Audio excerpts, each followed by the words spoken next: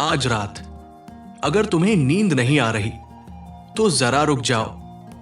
हो सकता है ये कमजोरी नहीं बल्कि एक संकेत हो।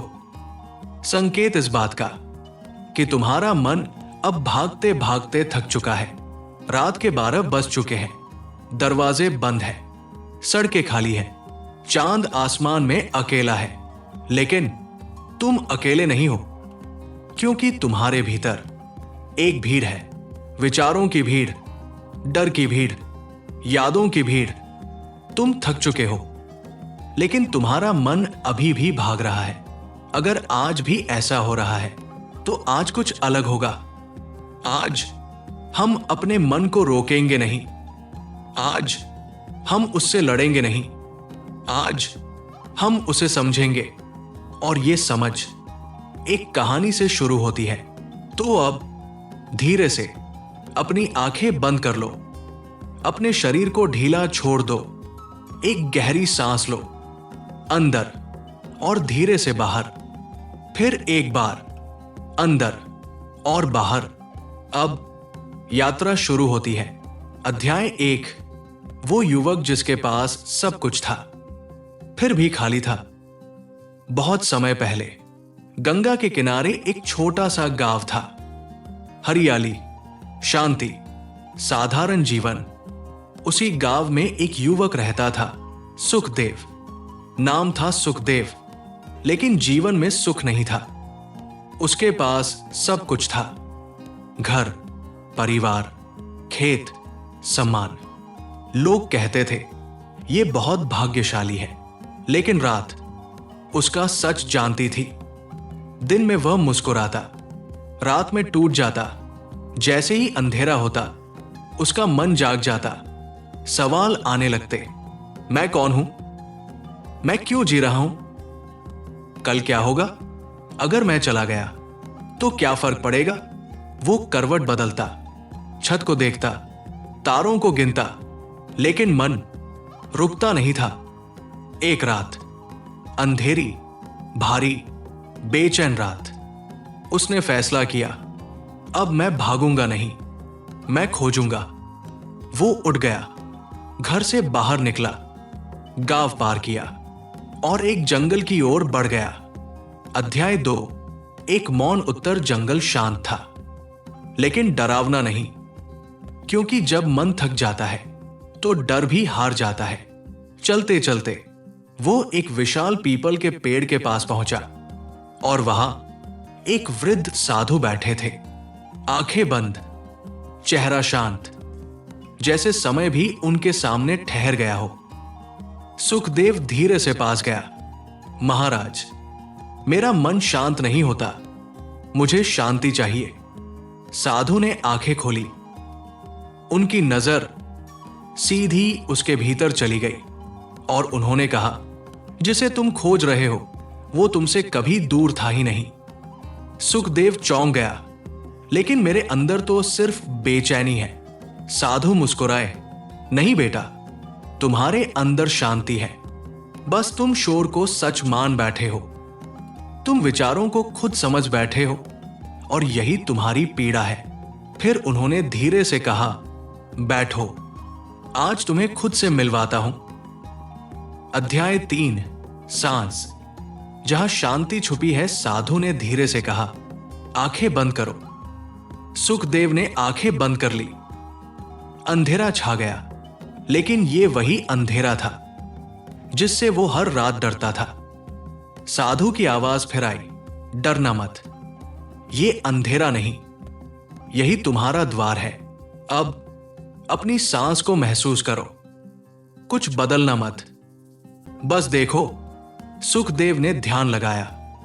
पहले कुछ नहीं हुआ, फिर धीरे धीरे उसे महसूस हुआ, हवा अंदर जा रही है, ठंडी, और बाहर आ रही है, हल्की गर्म। बस यही देखो। साधु बोले, सांस अंदर, सांस बाहर। कुछ ही क्षणों में मन भाग गया। कल खेत में काम करना है।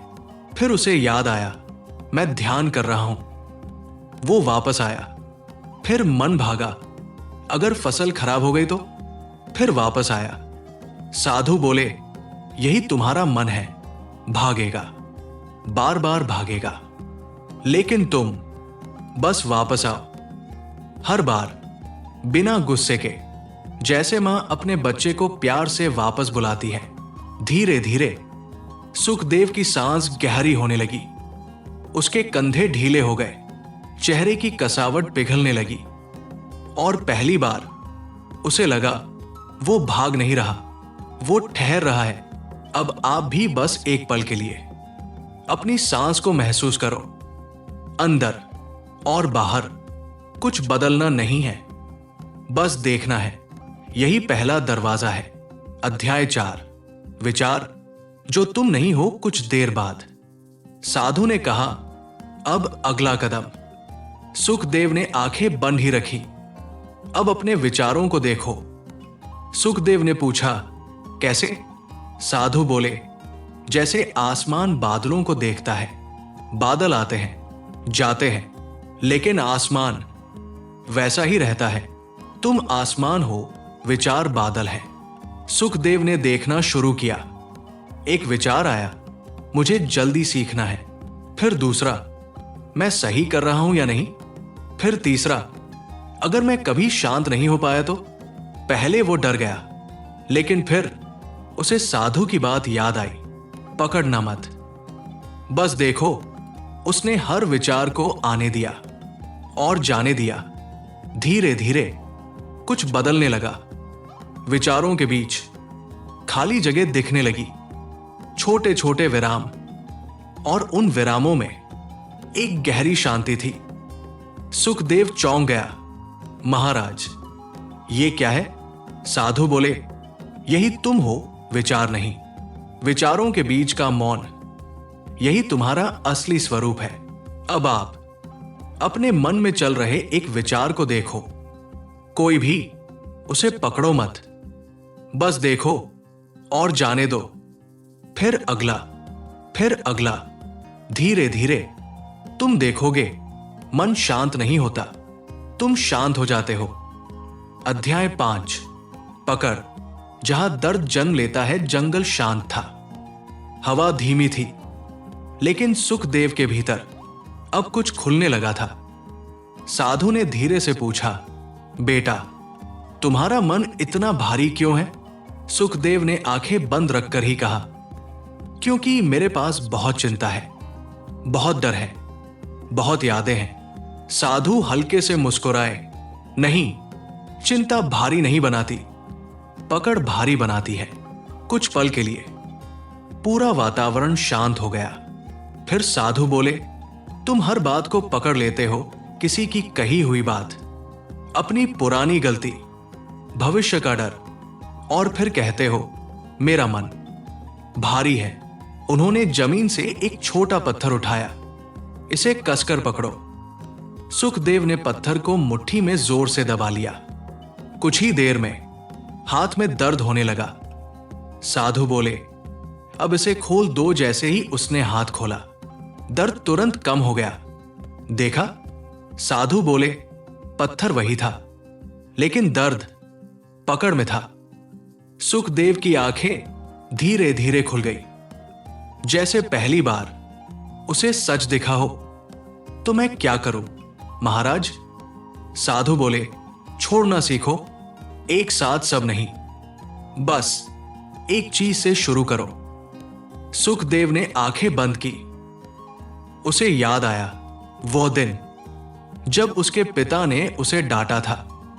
वो दर्द आज तक उसके अंदर था। उसने उस याद को सामने लाया। पहली बार भागे बिना, फिर धीरे से कहा, मैं तुम्हें जाने देता हूं। उसके सीने में कुछ हल्का हुआ, जैसे कोई गांठ खुल गई हो। फिर उसने एक डर उठाया, अगर मैं असफल हो गया तो। उसने उसे भी देखा और कहा, तुम भी जा सकते हो, एक एक करके। वो छोड़ता गया और हर बार वो हल्का होता गया। अब तुम भी अपने अंदर देखो, कोई एक चीज जो तुम पकड़े हुए हो, कोई पुराना दर्द, कोई गुस्सा, कोई डर, उसे सामने लाओ और धीरे से कहो, मैं तुम्हें जाने देता हूं। महसूस करो, तुम हल्के हो रहे हो। अध्याय 6, हृदय। जहां सच्ची शांति जन्म लेती है, रात अब गहराई से उतर चुकी थी, लेकिन एक नई सुबह अंदर जाग रही थी। साधु बोले, अब अंतिम नहीं, लेकिन सबसे गहरा कदम, अपने हृदय में जाओ। सुखदेव ने पूछा, हृदय में क्या है? साधु बोले, वही जिसे तुम भूल गए हो, करुणा, प्रेम, सच्ची शांति। अपना ध्यान अपने सीने के बीच लाओ। सुखदेव ने ऐसा ही किया। पहले कुछ नहीं हुआ, फिर एक हल्की सी गर्माहट, धीरे धीरे वो बढ़ने लगी, फैलने लगी। उसके पूरे शरीर में एक शांति बहने लगी। साधु की आवाज आई, यही तुम्हारा असली घर है। तुम बाहर भटकते रहे, जबकि घर हमेशा अंदर था। फिर उन्होंने कहा, अब धीरे धीरे दोहराओ, मैं शांति हूं, मैं प्रेम हूं, मैं करुणा हूं। सुखदेव ने दोहराया, पहले धीरे, फिर महसूस करते हुए, और अचानक उसकी आंखों से आंसू बहने लगे। लेकिन यह दर्द नहीं था, यह वापसी थी, अपने आप तक लौटने की। अब तुम भी अपने सीने के बीच ध्यान लाओ। वहां एक हल्की गर्माहट महसूस करो और धीरे से कहो, मैं शांति हूं, मैं प्रेम हूं, मैं करुणा हूं। हर शब्द को महसूस करो। यह कोई शब्द नहीं, यह तुम्हारी सच्चाई है। अध्याय 7, समर्पण। जहां सब कुछ शांत हो जाता है, अब रात अपने अंतिम चरण में थी। अंधेरा गहरा था, लेकिन भीतर एक नई रोशनी जन्म ले चुकी थी। साधु ने धीरे से कहा, सुखदेव, अब आखिरी द्वार बचा है, समर्पण। सुखदेव ने पूछा, समर्पण मतलब सब छोड़ देना? साधु मुस्कुराए, नहीं, समर्पण मतलब कुछ भी करने की कोशिश छोड़ देना, कुछ पल के लिए। सन्नाटा छा गया। फिर साधु बोले, तुमने सांस को देखा, विचारों को देखा, पकड़ को छोड़ा, हृदय को जगाया। अब कुछ मत करो। सांस को अपने आप चलने दो, विचारों को अपने आप आने जाने दो, शरीर को पूरी तरह ढीला छोड़ दो, और बस देखो। सुखदेव ने ऐसा ही किया। उसने कोशिश करना छोड़ दिया, नियंत्रण छोड़ दिया, बस होने दिया। और फिर कुछ बदल गया। धीरे धीरे वो खुद को महसूस करना बंद करने लगा। उसे लगा, वो शरीर नहीं है, वो सांस नहीं है, वो विचार नहीं है, वह हवा है, वह पेड़ है, वह धरती है, वह आकाश है। उसका मैं पिघल गया और वो सब कुछ बन गया। यही ध्यान है, यही शांति है, यही वो अवस्था है जिसे ज्ञानी लोग मुक्ति कहते हैं। अब तुम भी कुछ मत करो, सिर्फ लेटे रहो। सांस को अपने आप चलने दो, अगर विचार आने दो, अगर नींद आने दो। अब कुछ भी करने की जरूरत नहीं है। अध्याय 8, जब नींद खुद चलकर आती है। सुबह की पहली किरण धीरे धीरे जंगल में उतर रही थी। पक्षियों की हल्की आवाजें हवा में घुलने लगी थी। सुखदेव वही पीपल के नीचे लेटा था। उसकी आंखें बंद थी, सांस धीमी थी, चेहरा शांत था। वो सोया नहीं था, लेकिन वो जाग भी नहीं रहा था। वो एक ऐसी अवस्था में था जहां कोई चिंता नहीं थी, कोई डर नहीं था, कोई सवाल नहीं था। कुछ देर बाद उसने आंखें खोली। साधु वहां नहीं थे, लेकिन इस बार उसे अकेलापन महसूस नहीं हुआ, क्योंकि अब वो खुद से जुड़ चुका था। वो उठा, गांव की ओर चल पड़ा, लेकिन अब उसकी चाल अलग थी, हल्की, शांत, स्थिर। उस दिन के बाद उसका जीवन वैसा नहीं रहा। समस्याएं थी, जिम्मेदारियां थी, लेकिन अब वो उनके नीचे दबता नहीं था। क्योंकि अब उसे पता था शांति बाहर नहीं मिलती, शांति भीतर जागती है। अंतिम संदेश, अब तुम सो सकते हो। अब ये कहानी यही समाप्त होती है, लेकिन तुम्हारी यात्रा यहीं से शुरू होती है। अगर तुम लेटे हो तो अपने शरीर को महसूस करो। तुम्हारे पैर पूरी तरह ढीले हैं, तुम्हारी टांगें भारी हो रही है, तुम्हारा पेट धीरे धीरे उठ रहा है, गिर रहा है, तुम्हारी छाती हल्की है, तुम्हारे कंधे पूरी तरह रिलैक्स है, तुम्हारी गर्दन ढीली है, तुम्हारा चेहरा शांत है, तुम्हारी आंखें आराम में है, तुम्हारा माथा बिल्कुल शांत है। अब बस 3 बातें याद रखो। सांस तुम्हारा सहारा है, तुम विचार नहीं हो, छोड़ना ही शांति है। अब एक गहरी सांस लो धीरे से, और जैसे ही सांस बाहर जाए सारा तनाव बाहर चला जाए। फिर एक सांस लो और इस बार शांति अंदर आने दो। अब कुछ मत सोचो, कुछ मत करो, बस आराम करो, शांत हो जाओ और सो जाओ। आज रात अगर तुम्हारा मन रुक नहीं रहा तो उसे रोकने की कोशिश मत करो, क्योंकि आज तुम उसे शांत नहीं करोगे।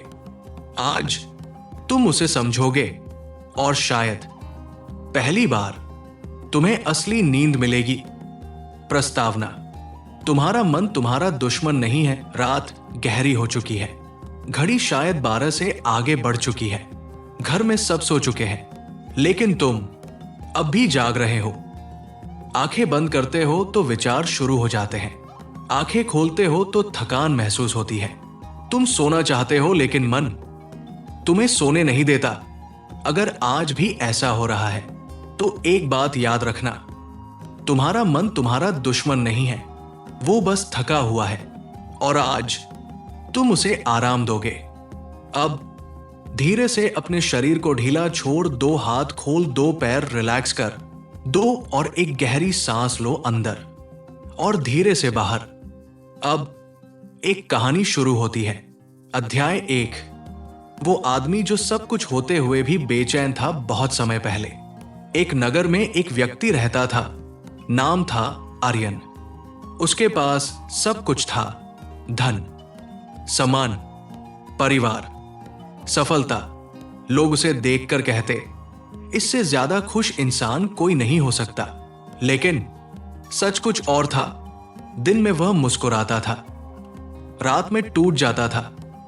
जैसे ही वो बिस्तर पर लेटता, उसका मन जाग जाता। अगर कल सब खो गया तो मैं सही कर रहा हूं या नहीं? लोग मेरे बारे में क्या सोचते हैं? विचार एक के बाद एक बिना रुके आते रहते।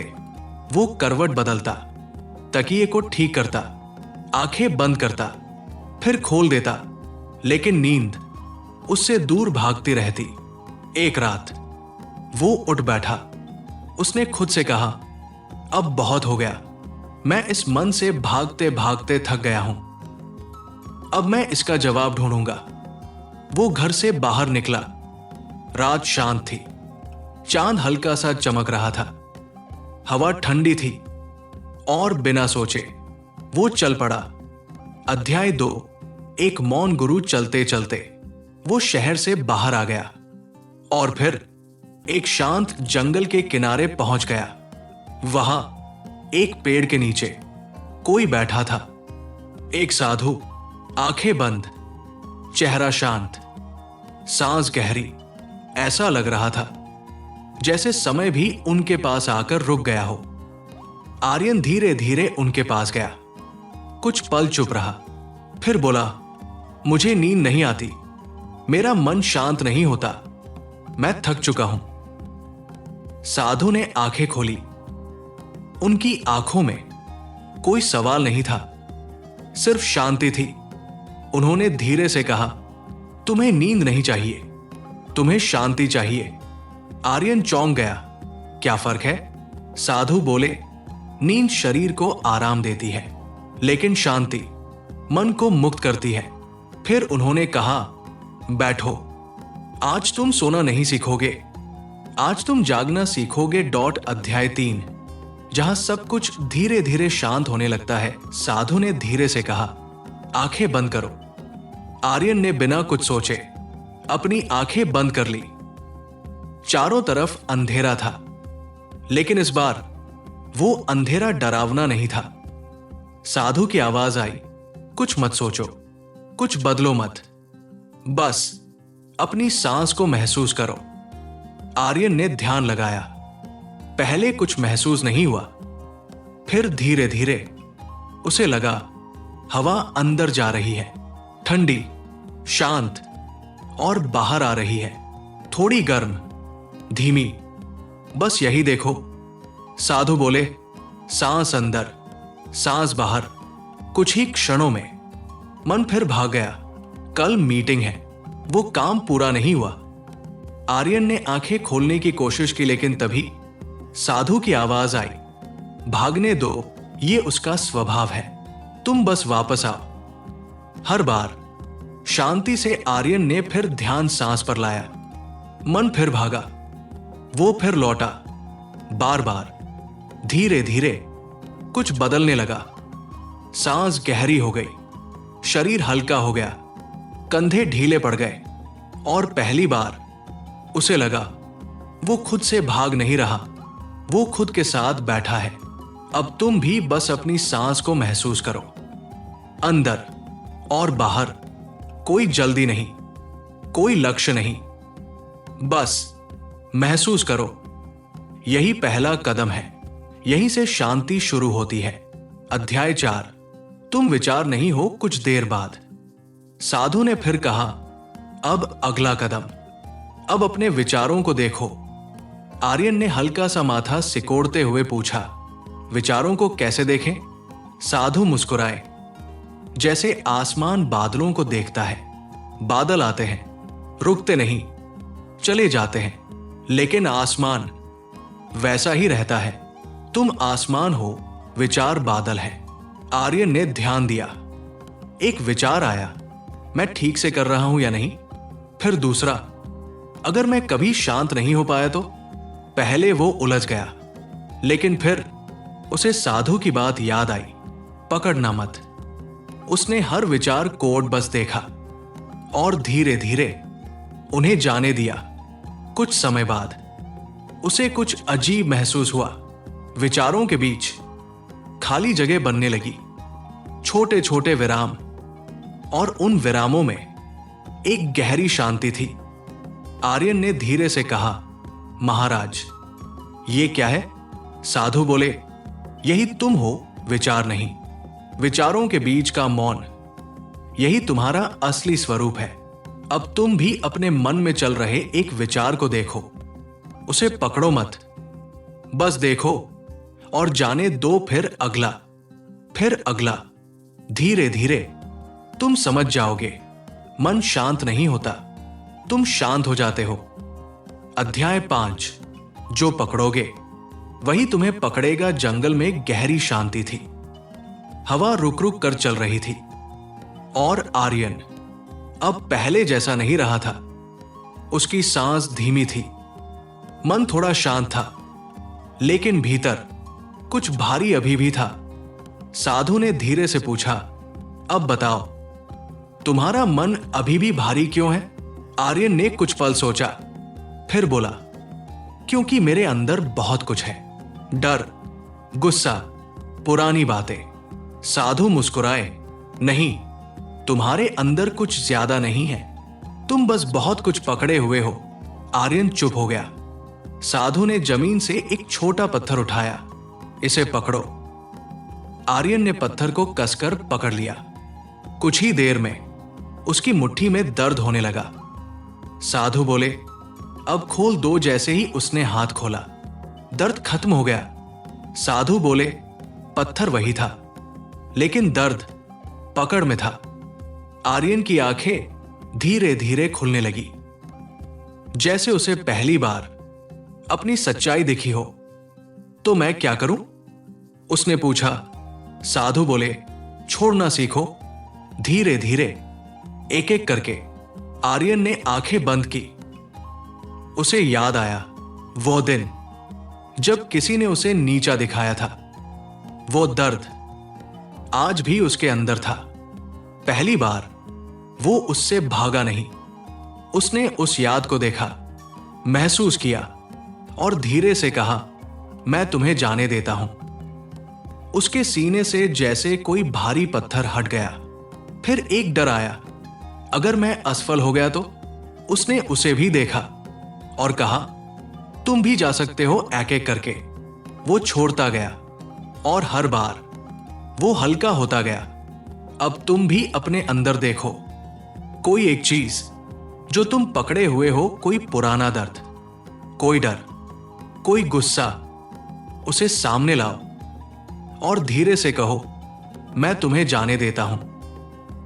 महसूस करो, तुम हल्के हो रहे हो। अध्याय 6।